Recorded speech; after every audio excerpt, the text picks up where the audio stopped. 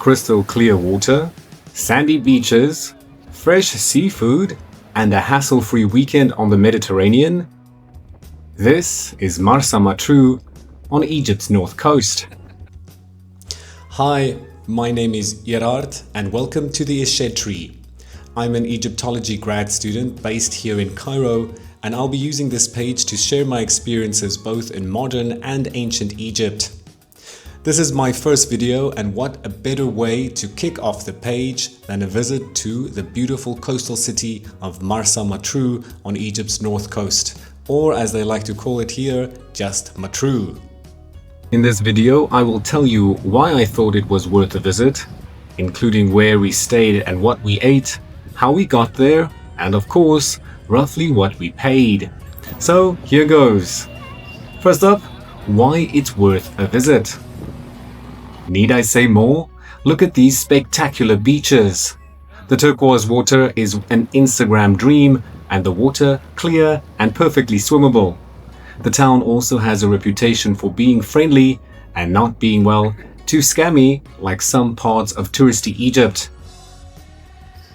Now, there are plenty of great resorts around Matrouh, but the drawback of course would be that they are isolated from the town. So we thought, for this trip at least, we would stay at this humble but perfectly serviceable hotel right in the city center.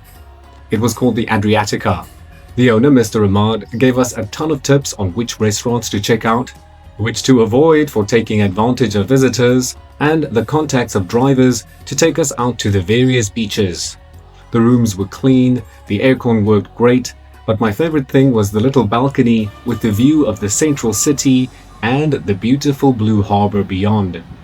So, to visit the beaches, you can either visit the various swimming spots within walking distance from the city, but if you want to see these incredible views, you will need to hire a driver. We paid about £600 for Abdullah for about 4 hours.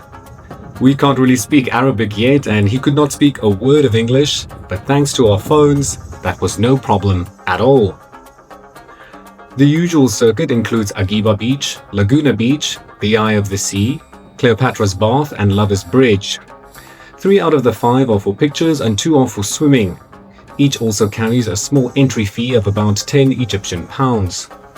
You drive about 40 minutes to Agiba Beach, the first stop that has by far the best views, and then you work your way back taking pics, chatting with curious locals, and eating snacks so that you'll be ready to relax in the perfect water by the time you get to Laguna.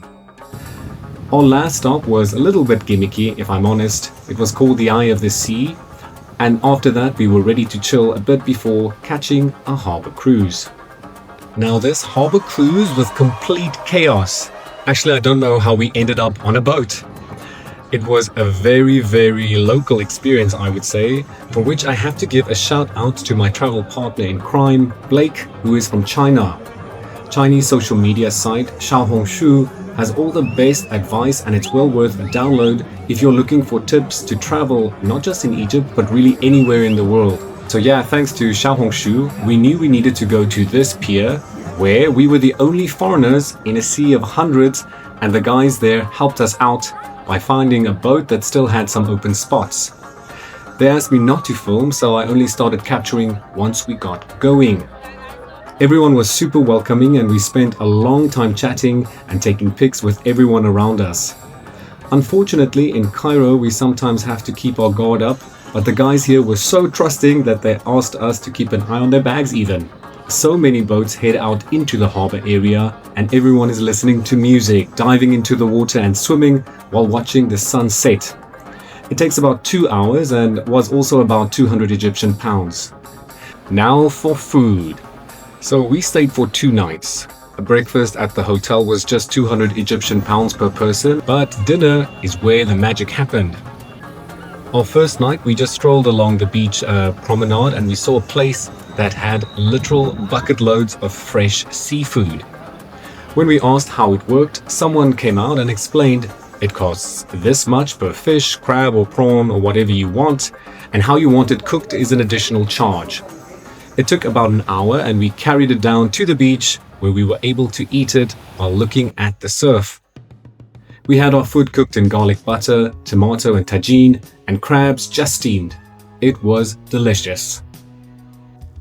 Now the next night we wanted to try the famous barbecue lamb because apparently Matrouh is famous for its barbecue.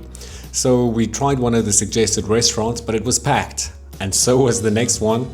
So we kept walking around the city with a fresh avocado and a fresh mango juice in hand, and then we saw a spot that looked good, so we decided, hey, there's not a lot of people, let's give it a try. They didn't have the barbecue lamb, but they did have a great selection of chicken and beef, and just talking about it now makes me feel hungry again.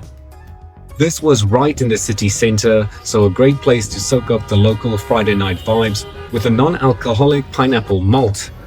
I want to say both meals were between 600 to 800 each, but that will depend on what you order, of course. Nice. Cheers, thank you. Now for the less exciting part of the trip, how we got there and back. Now, Egypt unfortunately enjoys a bit of a reputation of a scammer's paradise, or they're always being scammed, and unfortunately this story is no exception. But the moral of this story was that the bus isn't always a bad idea. You see, we got up early to take an intercity car with InDrive. From New Cairo, it's about a 5-hour drive, so we thought maybe we needed an aircon. Immediately, when our driver pulled up, he said we need to pay extra since it's a holiday, and because we hadn't had anything else booked, we said, I guess okay, fine. Only for him to take us about half an hour out of the city before telling us he forgot something and that he needed to take an alternative route, but that it would only add a few minutes to our journey. We then drove the exact same route back before his car suddenly has mysterious car trouble and his brother shows up out of nowhere. Anyway, things were getting a bit sketchy for my taste, and that's when I got angry and demanded he drop us off at the nearest gas station, and luckily we paid him nothing. We planned to leave at 8. Now it was 12, and we decided to rush to the bus terminal to catch the 1 p.m. bus. And I will say I was pleasantly surprised. The Go Bus terminal was organized and clean, people sat in their assigned seats, and we left on time. The only drawback was we spent about an hour again waiting in central Cairo, but after that we were on our way. Moral of the story, don't let your fears win. The Go Bus in Egypt is safe and reliable. It's a good bet. For the way back, we decided to give the Go Bus Mini a try, which, while it also left on time and was perfectly fine, was a bit more cramped. So I think for comfort's sake, the bigger or limousine buses are your best bet. It's only 50 Egyptian pounds more anyway. So, how much did all of this cost us? Transport, food, accommodation, and activities worked out to about 5,800 Egyptian pounds per person, which at the time of recording this was about $120 US. And as I said, this was on a holiday weekend in September, so might even be cheaper when you're hoping to come. Not bad, if you ask me. So there you have it, my first trip to a beautiful spot here in Egypt since moving here just a few weeks ago. Now I'll be sharing a lot more of my travels in Egypt, my experiences in Egyptology, so I hope to see you back here soon. Bye.